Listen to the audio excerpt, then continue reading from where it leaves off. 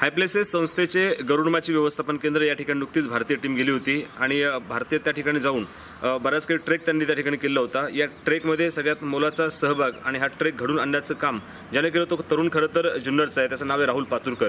तो राहुल माझ्याबरोबर आहे। पाहूयात आपण या संपूर्ण ट्रेकमध्ये त्यानं काय अनुभव घेतला, भारतीय टीमचा त्याचा असणारा अनुभव, यामध्ये आपण त्याच्याशी चर्चा करणार आहोत। राहुल, तू खरं तर या सगळ्या ठिकाणी होता, अचानकपणे हे सगळं झालं असं काही आहे, तुला कसा अनुभव कसा होतो?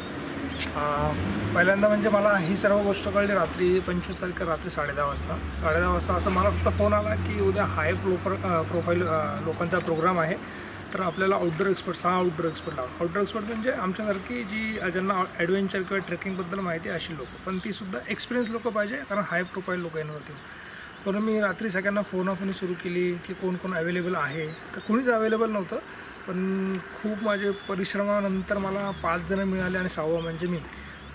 असं करत आम्हाला रात्री 25 तारखेला 12 वाजता आम्ही टीम फायनल केली आणि आमच्या जे CEO आहेत वसंत लिमे, आम्ही त्यांना ती नावं कळवली की आम्ही 6 जण येणार आहेत। त्याच्यानंतर आम्हाला काहीच माहीत नव्हतं की हाय प्रोफाईल लोक म्हणजे कोण। आम्हाला नॉर्मली वाटलं होतं की जे कॉर्पोरेट फील्डमधले जे लोक असतात की MD बजाज कुठल्याही कंपनीतली लोक ते असतील, पण असं काहीही नव्हतं। आम्हाला सकाळी म्हणजे मला ज्यावेळेस सकाळी मी मिटिंगला गेलो 11 वाजता, तेव्हा मला समजलं की आता पुढचं तुम्हाला सांगतो की काय काय रूल्स आहे त्या प्रोग्रामचे। म्हणजे हे सुद्धा आम्हाला शॉकिंग होतं की प्रोग्रामचे रूल्ससुद्धा असतात म्हणून, कारण की हा प्रोग्राम गोपनीय एवढा होता की स्वतःच्या घरच्यांनासुद्धा ती गोष्ट माहीत नव्हती की हा कुठं चालला आहे, काय चालला आहे। 11 वाजता गेल्यानंतर मला एवढं सांगितलं की मोबाईल बंद ठेवायचा। मी ठेवला बंद। म्हटलं इथून पुढची जी गोष्ट आहे ती आपल्या तिघांमध्येच राहणार आहे की जे आउटडोर एक्सपर्ट आहे, जे VRT लोक आहे, त्यांनासुद्धा ही माहिती सांगायची नाही की कुठला प्रोग्राम आहे आणि कुठं जायचं आहे। फक्त एवढं त्यांना सांगायचं तुम्ही गरुडमाचीला पोचा। त्याच्यानंतर मला एवढंच सांगितलं त्यांनी की आत्ता जी पुण्यामधली टेस्ट क्रिकेटची आपली इंडियन क्रिकेटची टीम आहे ती गरुडमाचीला येणार आणि त्यांना रिसीव्ह करायला तुला जायचं आहे। हे बघतात म्हणजे हे ऐकल्यानंतर मला पहिला शॉक झाला, अरे एवढं मोठं टीम। त्यानंतर मी थोडीशी तयारी केली। माझ्या हातामध्ये 2 तास होते, मला 3दा त्यांना रिसीव्ह करायचं होतं। माझ्या हातामध्ये 2 तास होते की मला प्रिपरेशन करायला की मला काय तिथं बोलायचं आहे, की कोणाला भेटायचं आहे, कारण की इंडियन टीमला डायरेक्ट भेटता येत नव्हतं। पहिलं त्यांच्या सिक्युरिटीला भेटायला लागत असायचं। सिक्युरिटी झाल्यानंतर त्यांचा टीम मॅनेजर, त्यानंतर त्यांचा ॲडमिन किंवा लॉजिस्टिकचा जो स्टाफ होता त्यांना पहिलं भेटावं लागत असं। त्यामुळे माझा नंबर इंडियन क्रिकेट टीमकडे गेलेला होता की हा मुलगा तुम्हाला जॉईन होणार आहे बसमध्ये। त्यामुळे असं खूप असं प्राऊड फील होत होतं की मला मी वाट बघत होतो फोनची, माझा फोन कधी वाजेल म्हणून, त्यांच्याकडनं कधी फोन येईल। पण असं जेव्हा फोन वाजला तेव्हा एवढं खूप आनंद आला की नाही, त्यांच्याकडनं फोन आला मला। मग त्या उचलल्यानंतर मी समजलं मला की मी सरांना सांगितलं की मी 3 तिथं पोचतो। पण 3 वाजता ते डॉट 3 वाजता तो माणूस, जो सिक्युरिटीचा माणूस होता, तो समोर थांबला होता आणि माझी वाट बघत होता।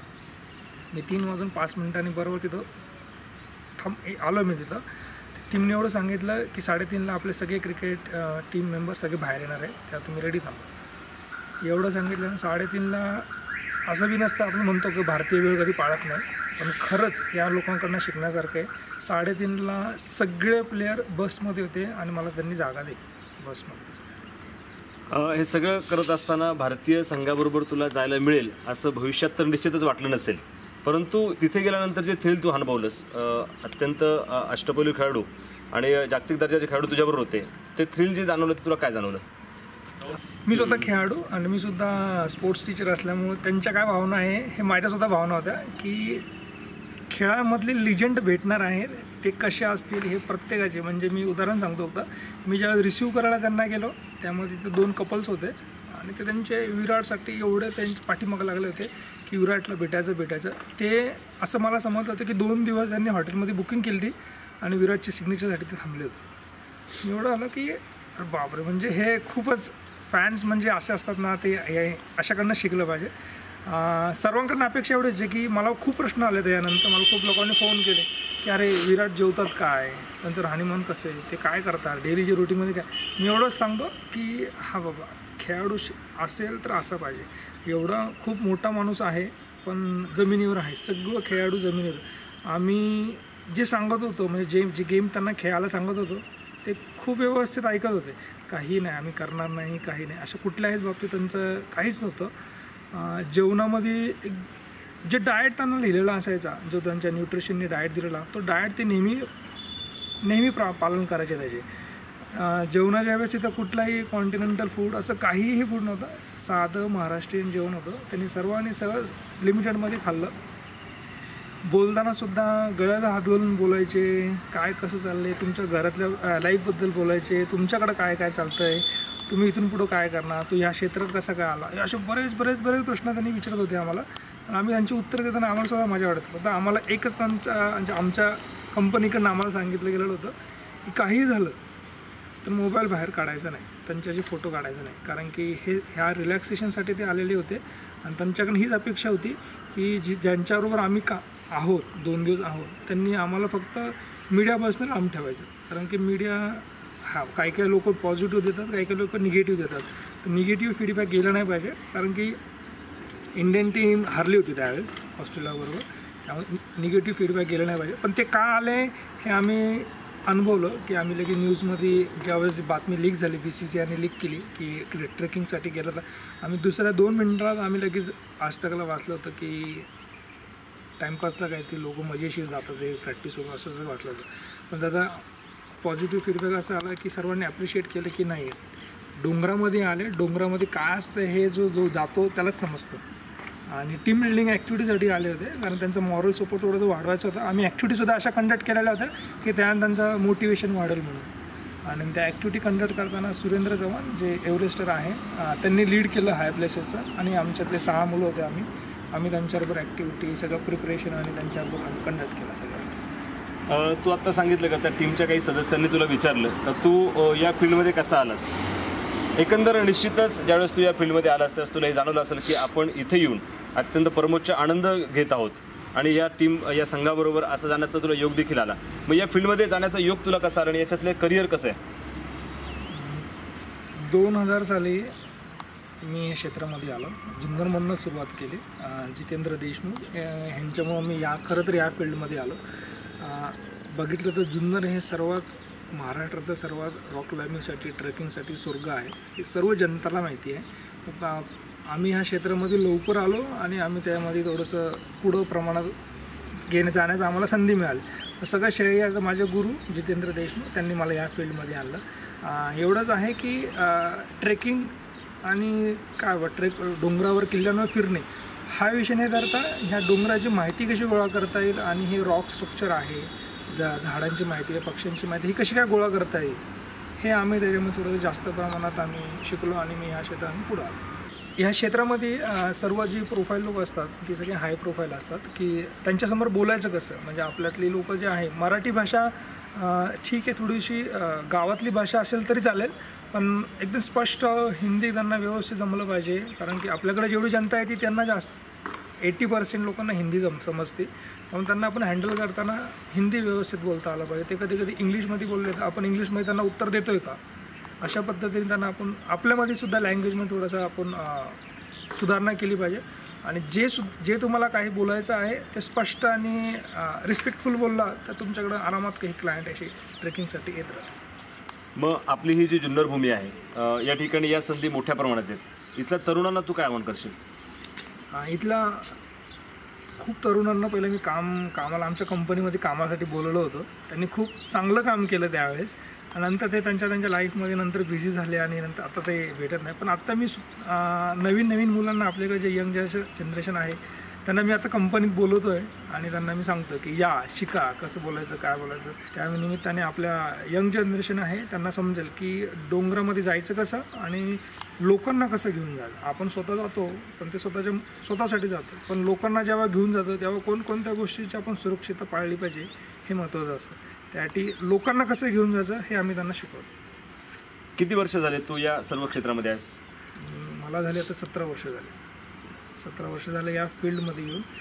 माझा बेसिक आणि ॲडव्हान्स माउंटेन कोर्स झालेला आहे. मला जे बेसिकसाठी जे पैसे असतात ते मला छत्रपती कॉलेजने दिले होते आणि मी त्यांच्यासाठी गेलो तर मला स्पॉन्सरशिप दिली होती त्यांनी.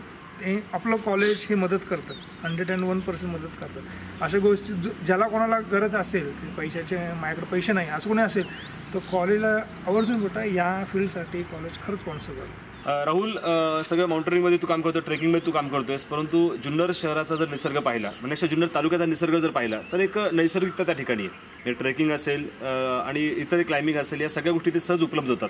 तर तू बाहेर सर्वीकडे फिरतोयस, इथे त्याचा उपयोग आपला कसा करता येईल?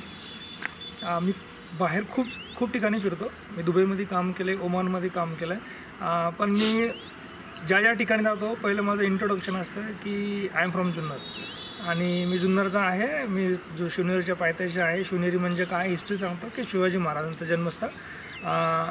मी कुठलाही माझं नाव पुढं करत नाही. मी नेहमी ठिकाणी की जितेंद्र देशमुख ते सुद्धा असतील ते पहिले जुन्नरचं नाव मोठं करतात.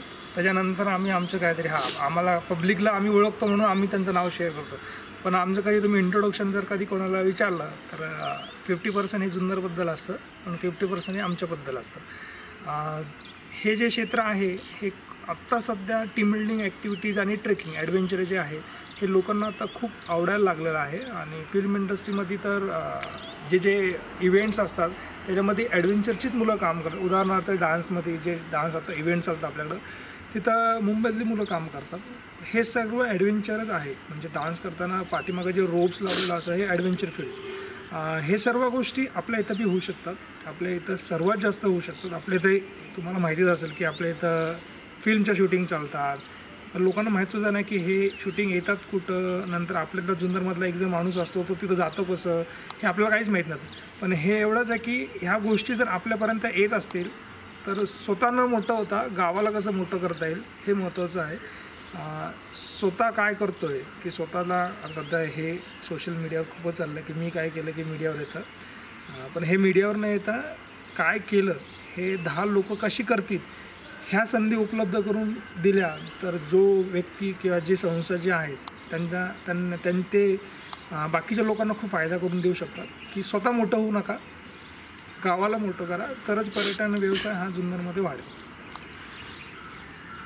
संपूर्ण देशभरपेक्षा देशाच्या बाहेर फिरत असताना देखील आपले पाय जमिनीवर ठेवत या ठिकाणी एक मोलाचा संदेश दिला आहे की आपल्या गावाला मोठं करा, आपल्याकडचा जो निसर्ग आहे तो निसर्ग मोठा करा, की जेणेकरून पर्यटक या ठिकाणी येतील. अशाच प्रकारची जर भावना ठेवून पुढे काम झालं तर निश्चित स्वरूपात जुन्नर तालुका जो पर्यटनाच्या दिशेनं काम करणार आहे तो या ठिकाणी काम करू शकेल. हा होता राहुल माझ्याबरोबर.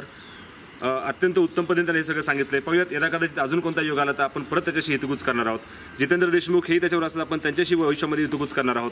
आणि या सर्व माहित्या पर्यटनाच्या ज्या माहित्या त्या माहित्या आयवन न्यूजच्या माध्यमातून वारंवार आपल्या सर्वांना पोहोचवल्या जातील.